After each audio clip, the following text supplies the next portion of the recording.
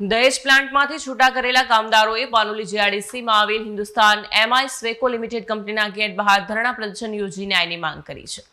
દહેજ ખાતે આવેલ હિન્દુસ્તાન એમઆઈ સ્વેકો લિમિટેડ કંપનીનો પ્લાન્ટ અચાનક બંધ કરી રાતોરાત 20 જેટલા કામદારોને છૂટા કરી દેવામાં આવ્યા, જ્યારે મેનેજર સહિત 7 કામદારોને પાનોલી જીઆઈડીસીમાં આવેલ હિન્દુસ્તાન એમઆઈ સ્વેકો લિમિટેડ કંપનીમાં ટ્રાન્સફર આપી દેવામાં આવ્યું છે। ત્યારે આજરોજ 20 જેટલા કામદારોએ પાનોલીના યુનિટ ખાતે વિરોધ નોંધાવી જ્યાં સુધી કંપની છૂટા કરેલા કામદારોને પરત ન લેવામાં આવે ત્યાં સુધી ધરણા પ્રદર્શન શરૂ કરવામાં આવ્યું છે અને વળતર સાથે 20 જેટલા કામદારોએ ન્યાયની માંગ કરી છે। મારું નામ મનોહરભાઈ દયાભાઈ આહિર છે।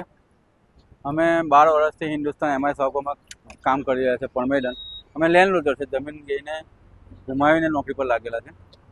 હવે એમાં આ લોકોએ અમે 25 તારીખે 25/12/2025માં નોકરી પર ગયેલા હતા। સવારમાં 26/12/2025 છે આ લોકોએ સવારમાં 6 વાગ્યાની નોટિસમાં આવી દીધી કે કંપની બંધ। અમને ન લેખિત કે મૌખિક કોઈ જાણ કરેલ હતી નહીં।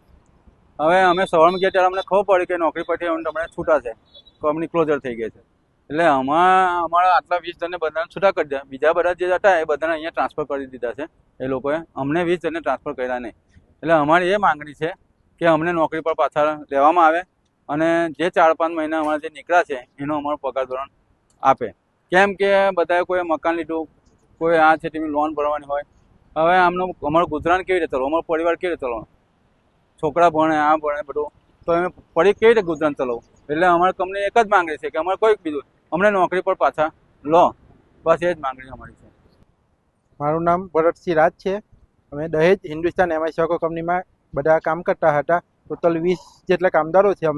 અમે 26 ડિસેમ્બર 2025ના રોજ કોઈ જાણ કે કોઈ લેખિત કોઈ પરવાનગી વગર અમને છૂટા કરી દેવામાં આવેલા છે। કોઈ જાણ કરી નથી અમને, અને અમે વાટાઘાટી કરી તો અમારી જોડે કોઈ વાટાઘાટી કરવા નથી। અમારી કંપનીના બીજા જે સ્ટાફમાં અને કામદારો છે એ લોકોને અહીં પાનોલી ખાતેની કંપનીમાં એ લોકોને ટ્રાન્સફર કરેલા છે અને અમને લોકોને તદ્દન છૂટા કરી દીધેલા છે।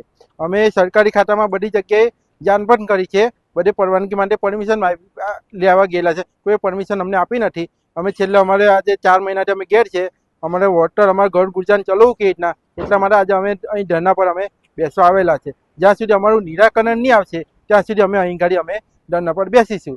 કોઈ ટોટલ 7 થી 8 જણ જેવા વ્યક્તિઓ છે દહેજના, તે લોકોને અહીં ટ્રાન્સફર કરેલા છે। મેનેજર છે, એમ્પ્લોય છે, બધા સ્ટાફના એવી રીતના લોકોને અહીં ટ્રાન્સફર કરેલા છે। અમે ટોટલી 12 વર્ષથી નોકરી કરીએ છીએ દહેજમાં।